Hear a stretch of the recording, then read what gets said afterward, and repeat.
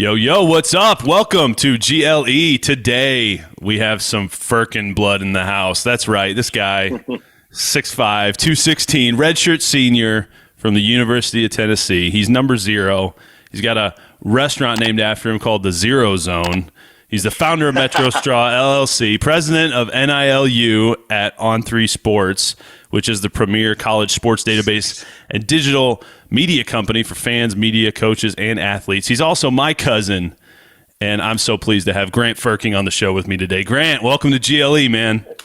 Cousin Phil, man, great to be here. It's been a long time coming. I've admired watching all your podcasts so far, so it's an honor to be on internationally right now. Awesome, man. Yeah, it's pretty cool to see how these things can just kind of exponentially grow, right? And you know a little bit about that. You know, I'm actually kind of a student of yours. You've been an entrepreneur about 10 years longer than I have. So, you know, why don't you just start off telling people your kind of unique story in entrepreneurship and got you where you are today? Absolutely. You know, unique is one of the many traits I would say of kind of what my journey's been. It's been special. It's been interesting. But my whole journey as an entrepreneur and a business owner and a leader started at 15 years old. And, you know, many people would laugh and kind of joke with that. But I'll kind of take you from base one where it started. I was 15 years old, youngest of 4. You know, all my other siblings went and played a college sport somewhere. And I was an active athlete at the time down in Atlanta where we resided.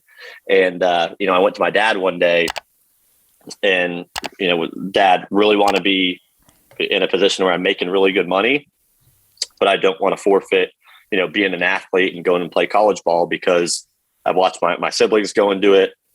Journey looks awesome. The experience in college looks awesome. The connections you make, whole 9 yards. And he looked at me and was like, Grant, I get that. That is awesome. It's so special. You're so unique for coming to me and asking that. But you realize at your age, like you're working minimum wage at the local ice cream shop, coffee shop, you're going and working at Chick-fil-A. If you want to make serious money at this age, you could do it, but like you're going to be the leader, and like being a leader and going and starting something and opening a bank account and, you know, all that stuff on top of, you don't even have your driver's license yet. Whatever you want to do, whether you're just having to get to work, whether you're doing something where you have to drive, like everything is against you right now. Right. And I've kind of always been a guy that wanted to prove people wrong and wanted to just go and do it and kind of let people, you know, laugh after the fact that I proved them wrong. And I started a pine straw and mulch business. It was May of 2015. And really all I did, and you know, I'm on a national speaking tour right now, going around talking to college and universities and teams. And, you know, I tell them all the time, when I think about entrepreneurship and being a leader, but at the core of just when you're starting something from inception, I feel like a lot of people at this age and this generation think that, you know, they have to be the next Elon Musk, right? They have to be the next Zuckerberg, and they have to make the Facebook, Tesla. They have to have a new iPhone. Like, entrepreneurship at its core and a lot of successful businesses aren't something that is just revolutionary and the first big thing, right? I had my success and a ton of other business owners have success because they do something that's ordinary at a higher level than their competition, right?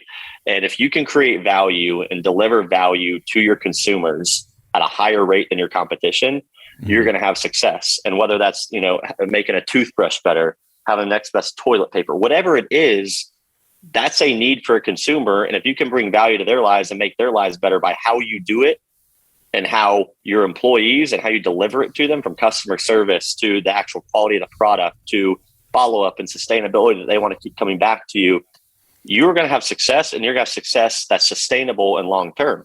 Mm-hmm. And so when I talk about what I started, the landscape industry, the green industry is probably the most low barrier entry sector to get into, right? When you think landscaping, you think put a trailer on the back of a truck, hook up a mower from Home Depot, put flyers in mailboxes and roll, right? Sure.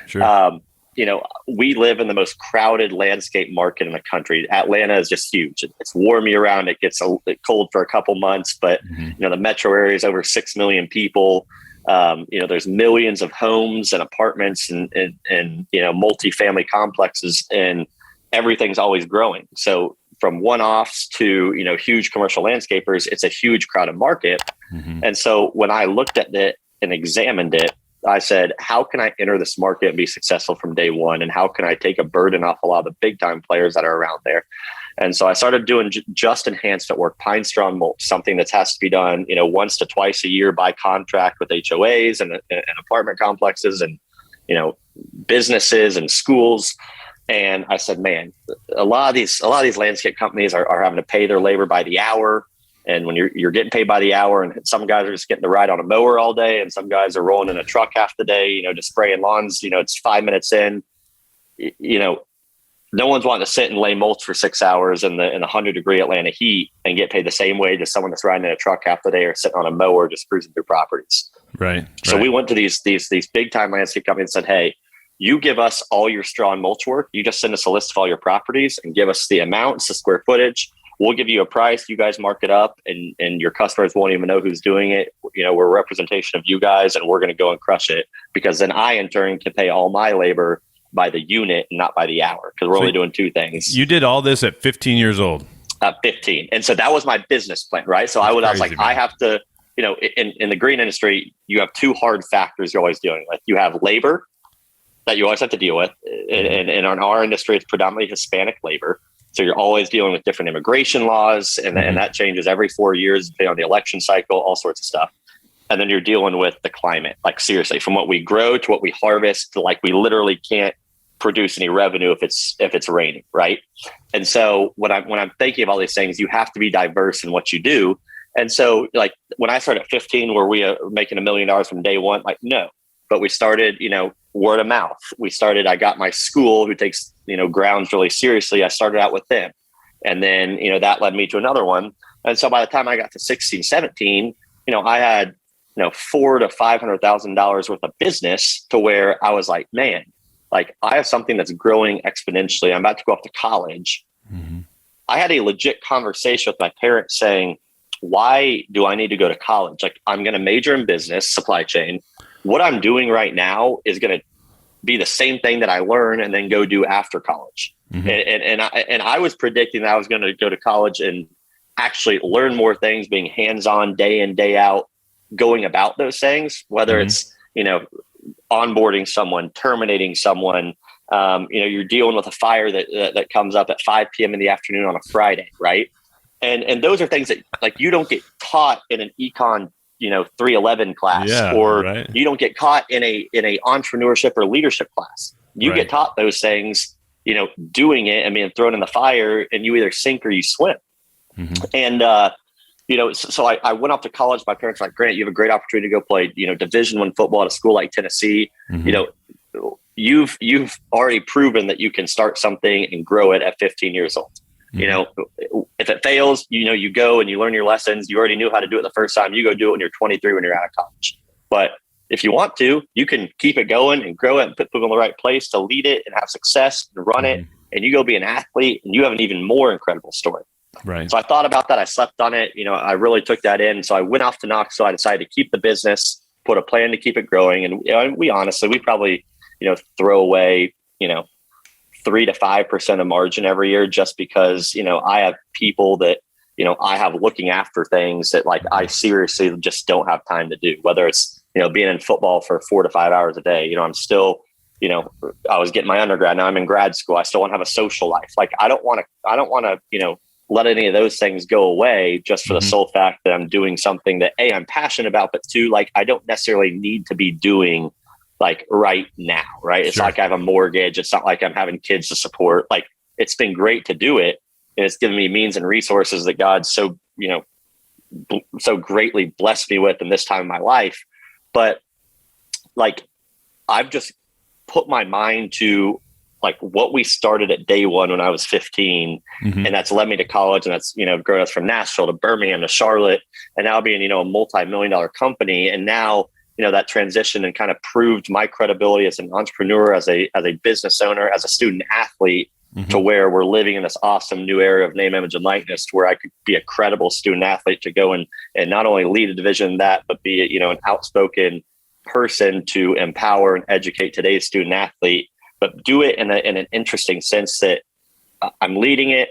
I've been an entrepreneur, but like at this point, at this time, since July 1, 8 months ago, I'm still a current student athlete going through it with them, right? I'm going through the biggest shift in college athletics history with them at the same time, but I'm seeing it and kind of viewing it from a couple different angles. Dude, it's crazy. Like, I think about my college days and like when you're describing like the Friday night phone calls and putting out fires on a business, like, so probably very small percentage of college athletes, college people in general, students would go through something like that, like, and even want to, right? They're more focused on other things. And like, I just think it's so cool that you had that drive from such a young age. And I'm curious, you were talking a little bit about some of the pressures, people laughing at you or whatever. Yeah. People deal with that going through anything. But what kind of gave you your identity and your self-image to where you could stand alone and go after your dreams? Just talk a little bit about identity, because I just think identity is so important to really have that firm foundation and stand up to some of those pressures. Absolutely. And and my dad will say it, I will say it, when you are starting a company at 15 years old, every single force in America and your industry is against you. Like, it's not easy. And like disrupting and starting off in something that's been established and it's saturated isn't easy. And, I would say that I had, a little piece of me that was like, I'm 15 years old, I'm 16, 17, 18. Even now, it's like, if I would happen to fail at a new business I started or, something goes south, at the end of the day, I'm, at that time I was 15, 16, now I'm 22, 23. Right. I'm good. Like, there's times in my life that I wish I would have failed at some things more, because I would love to sit back and really examine those things and turn that into something successful down the road. By all means, I make mistakes every day. Like I made some today. I made 100 last week. I made 1,000 last year. Right. From as a person, I'm a sinner. Like as a business owner, like I didn't put people in the right places to succeed. I miss things, but like at the end of the day, I try to look at those and turn them into something I can succeed at the next day. But in a whole picture, if I was to fail at something at that age, in the grand scheme, it really doesn't matter, right? Like it's going to set you up for success for your next thing, when most people are starting something or going accepting their first job right out of college. Mm-hmm. But when you talk about self-image and kind of where those pressures came from and how you respond to them, honestly, having confidence that is in a strong foundation was everything. And that confidence honestly just came through my faith, right? At the end of the day, are the things I'm doing on this earth outside of being a believer really that important? I mean, are they? I mean, yes, they are. If you look at it in the sense of supporting my family, being loving to your spouse and being a great, friend, being a great husband, a great brother, all those things are awesome. But do I really care what, a competitor said about me to a vendor, or do I care about what one of my employees really thought about how I handle a situation? I want to succeed. I want everyone to appreciate me and like what they do and like how I treat them. Mm-hmm. But when you talk about, hey, I'm working for a 16-year-old, hey, I don't really trust this guy. He's just starting off at 16, 17. Like, obviously I knew that stuff was coming, so it didn't really affect me, but I heard that stuff all the time. I mean, I still hear that right now. Right? Oh, sure. I'm 23 years old, and I'm running an area for a company now. I'm still a business owner, and I'm still in college while doing it. And stuff like that just comes up at all different times. And if I didn't have faith and I wasn't confident in who God made me and the traits and the abilities and the resources He's so graciously blessed me with, it wouldn't be easy. And I think a lot of people that would be in my situation that lacked a strong foundational faith would crumble at stuff like that, right? It would take away their confidence, 100%, and that would affect them as a leader, as a business owner, as a friend, as a brother. All those things I talk about that I am, those make me better because of what I stand on.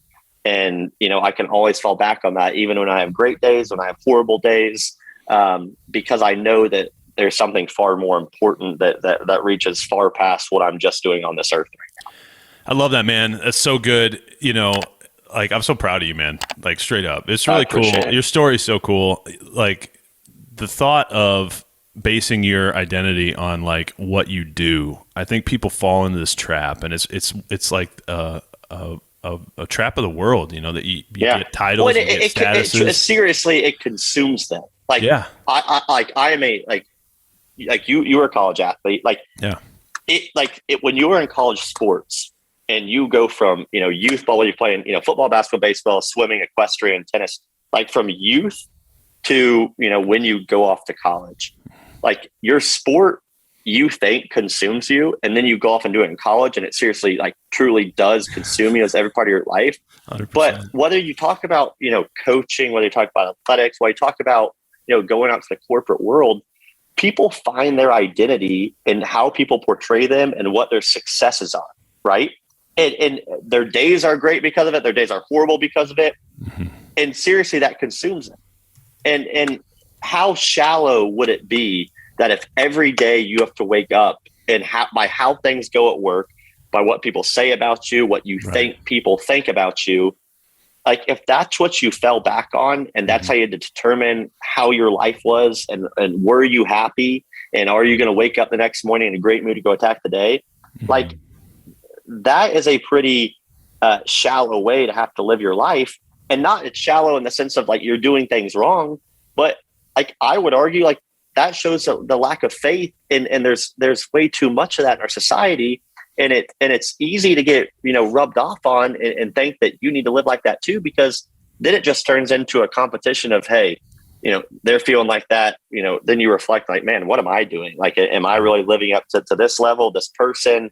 And so like all this stuff is just shown me at a very young age of, society right now is at a very crucial point of where like trust and confidence and, friendships and like morally strong and ethical things are falling by the wayside because of, the sinful greediness in all of us humans. 100%. And whether that's, you're putting all your time and energy and resources and how you view life and who you are as a person, how you value yourself, and, who you are and what you do every day, to a zillion other things I could talk about.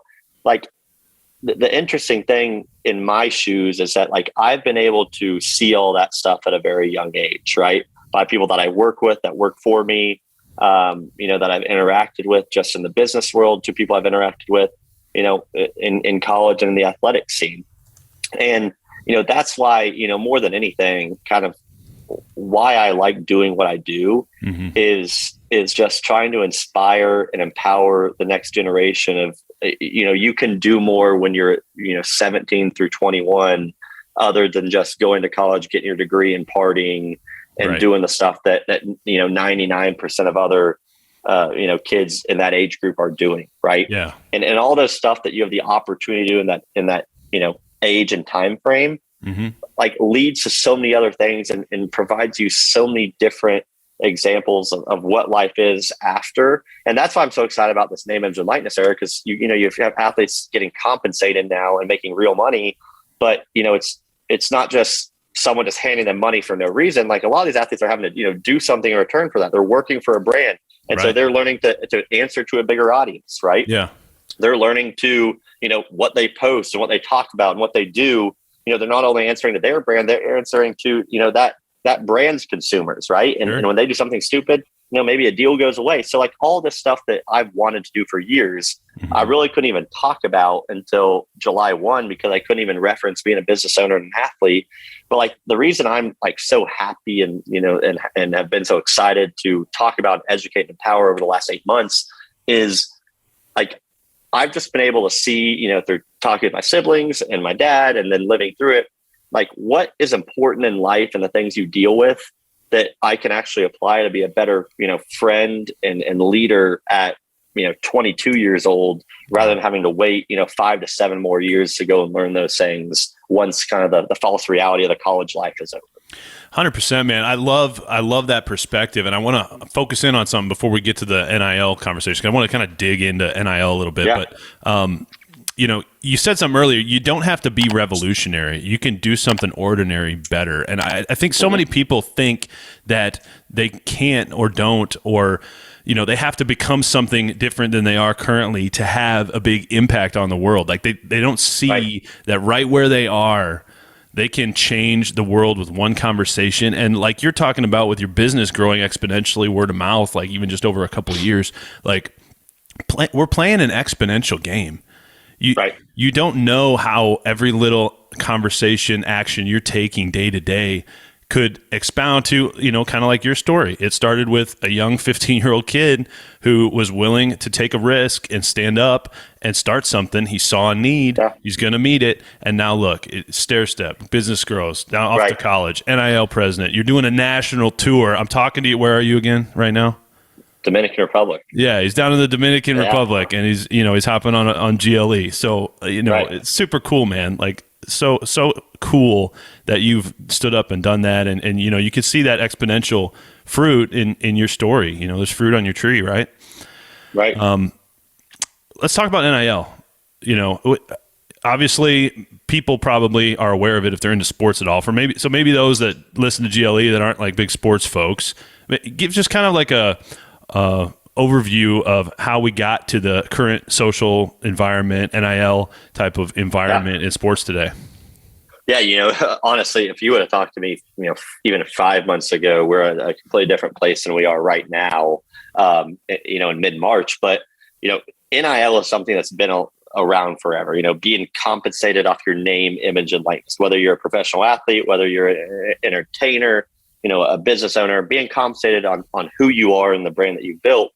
As college athletes, since inception, you've never been able to make money off of who you are and what you do and the brand that you've been able to build. So on July 1 of this year, the NCAA, enacted, legislation and states followed along with it that college athletes at the amateur level could be compensated and make money off their name, image, and likeness. And the interpretation of that has been thrown around everywhere, and it still is today because, quite frankly, the NCAA is losing traction at a rapid rate. They can't win over, any good images, at the university level from fans to, even in court, right? They've been hammered in court dozens and dozens of times.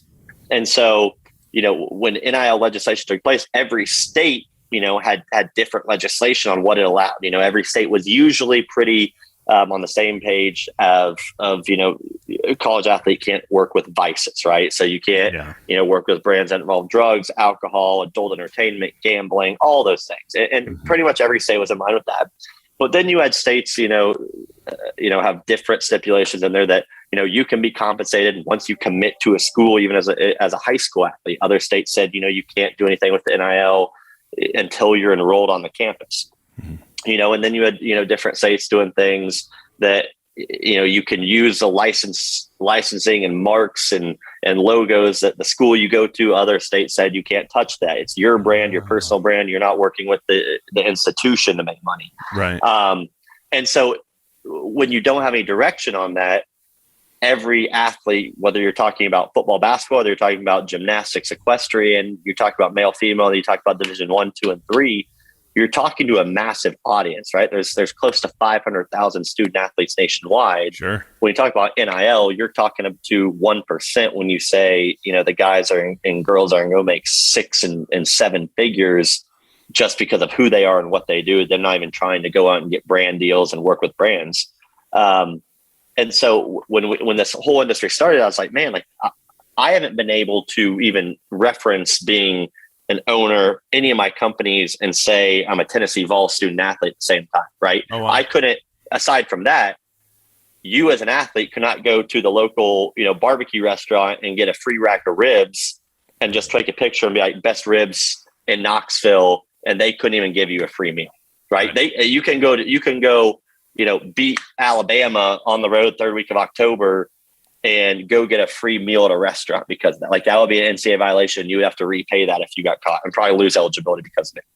So when you break down the NIL discussion, like there's elements of it to where it's like literal stupidity, right? Like the NCAA is blocking you from doing things that are only going to benefit you and benefit a restaurant, right? Like how does that affect your amateurism, right? Yeah. And not to mention, I mean, those things have been going on for a long time, right? The amount of times that I've probably gone in and gotten a free meal just because something like it's been going on. Do they really care about that? But like that was like by the book, like you could not do that.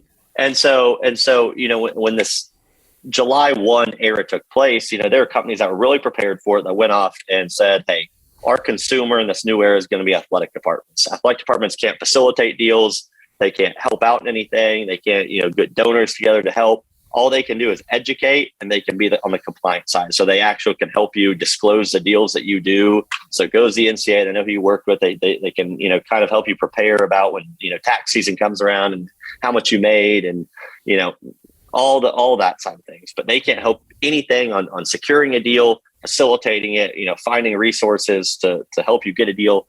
Mm-hmm. And so the bunch of people that went off are like, hey, our audience, our consumer is going to be athletic departments. We're going to go and sign a bunch of athletic departments as their official third party, NIL, partner. Okay. Well, when there's lacking, regulation and kind of red tape in this, it goes everywhere. And we've seen that. We've seen, collectives at universities, which is just, the 30 biggest donors in every town getting together and just raising, $30 million to go and just basically buy recruits and say, your NIL deals, you're going to come and show up at all of our sons' birthday parties and you're going to get paid $2 million a year, right? As an enticement to come. Then you have schools that go out and, get on the recruiting trail and they try to hit states where you can do NIL deals when you're in college. And they basically say, hey, when you get to Georgia, this is your deal. It's $600,000.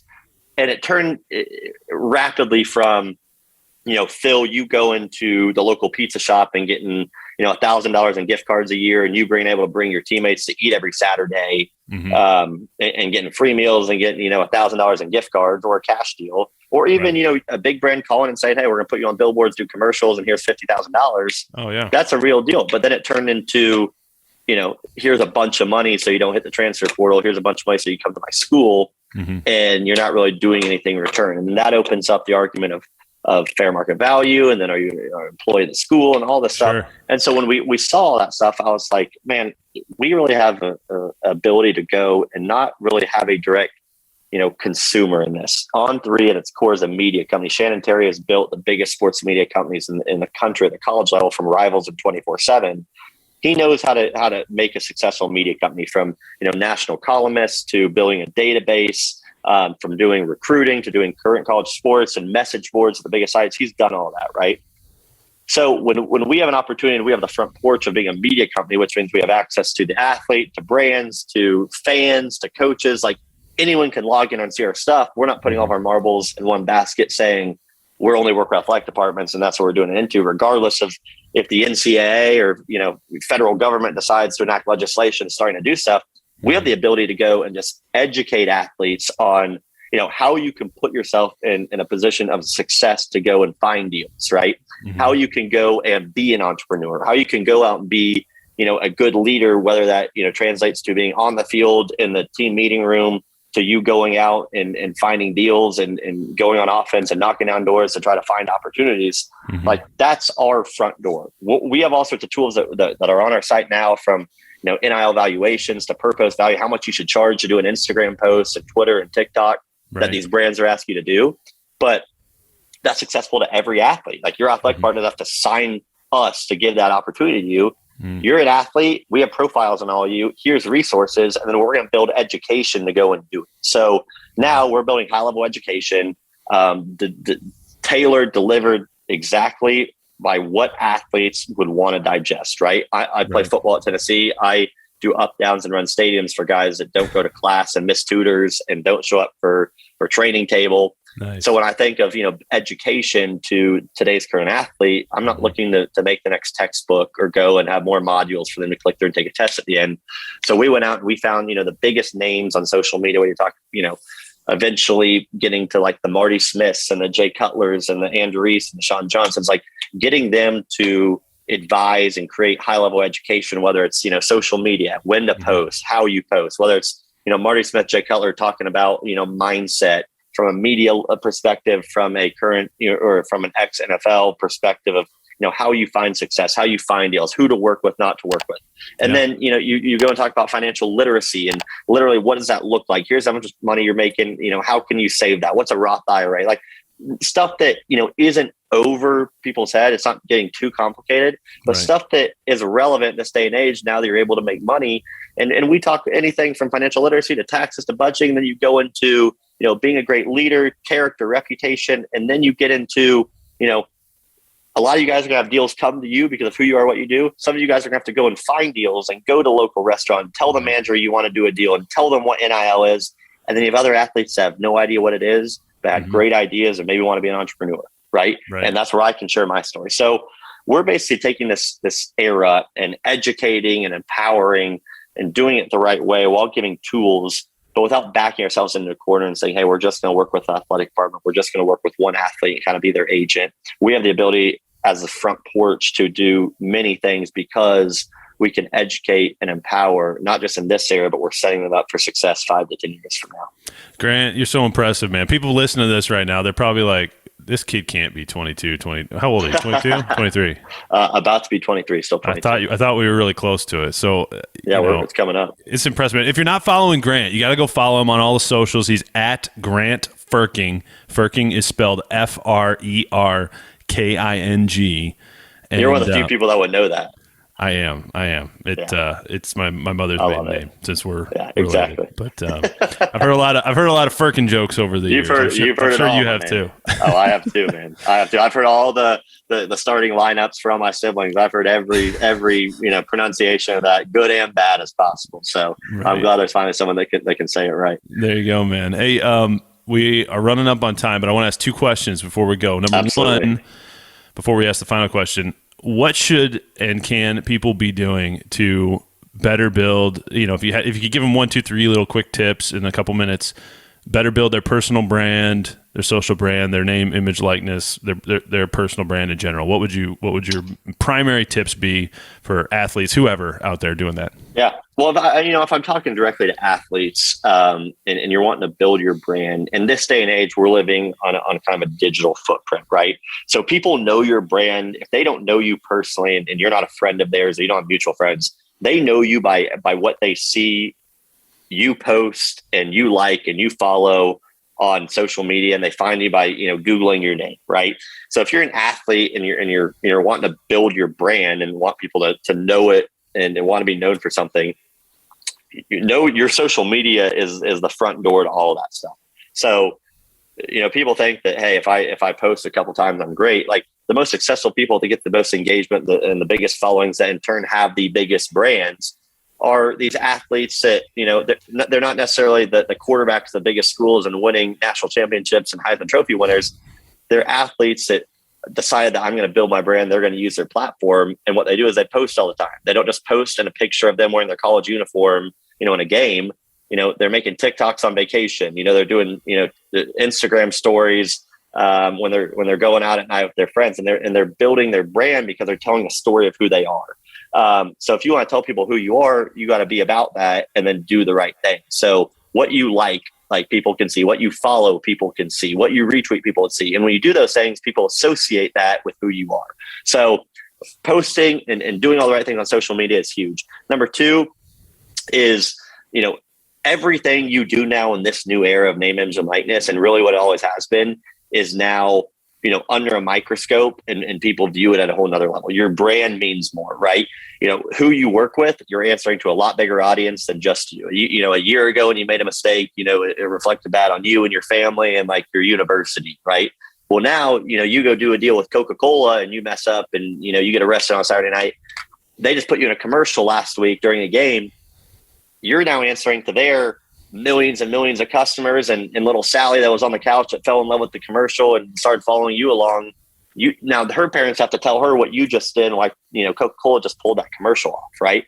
So your brand now means more and affects more people than ever. So, thinking before you do things, hang out the right crowd, the stuff that athletes and kids have been taught about for years and years, that they just, rolled their eyes out, or they fell asleep in the meeting when coach brought in a guest speaker talking about, being a great teammate and making smart decisions and think before you post. Like, all that stuff, it was important then.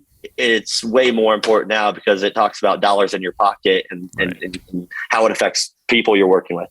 Right. 3, I think a lot of people in this new era get caught up in, what their image is and kind of comparing themselves to their teammates and others kind of in their sports world on having success. Right.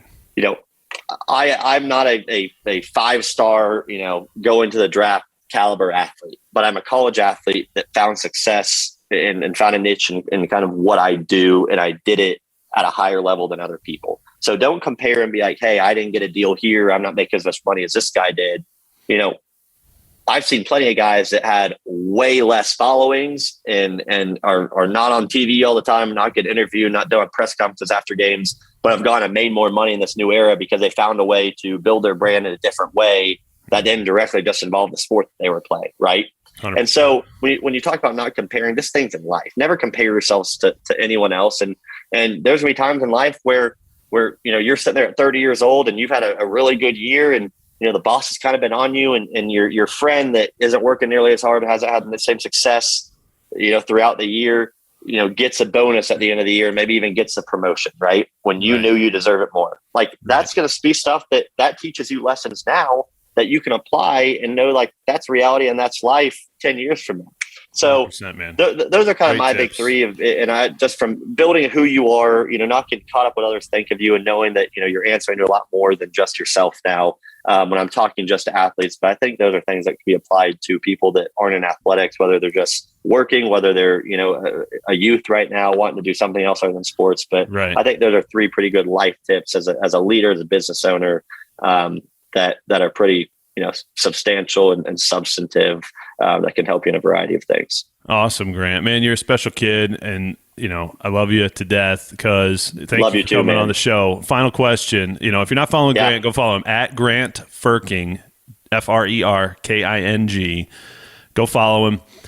Grant, dude, what would you leave the future generations with? If you had 1, maybe 2 things to share with, great grandchildren of Grant Frerking and Phil Swanson, right? They're sitting down the road looking back like, dude, I can listen to podcasts of my great grandpa sitting there with my great second cousin once removed, or whatever you would be. Right.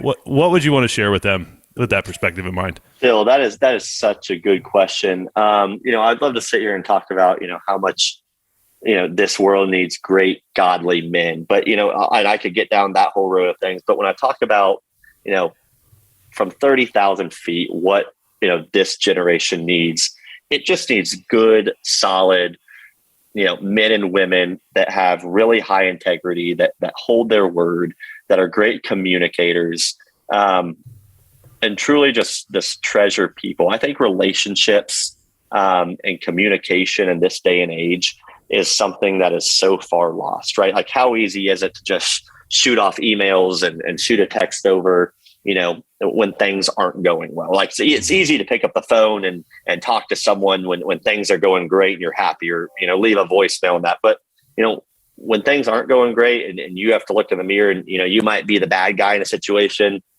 everyone just wants to say, hey, like, can I deflect it? And can you tell it to them? Or can you, shoot an email over?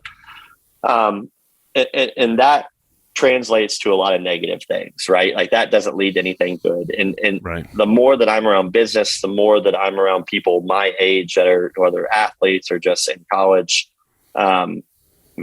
having really high quality men and women that value people and value having substantive relationships, while being high character and high quality individuals that value integrity and honesty and faith and substantive things that are morally and ethically sound, is something that I think is lacking significantly, and it's dropping off at a rapid rate. And that is at the hands of, people from your age down to my age, right? Like our parents aren't going to, have a heavy influence on this generation. Right. Like that's just the reality of it. 100%. But, you as my cousin that, is older than me, and even someone down to my age, like that's who this generation has a chance to be impacted by. And so when I talk to people all the time, if I can have a sliver of an impact on this generation by, when I talk being morally and ethically sound and trying to be a good leader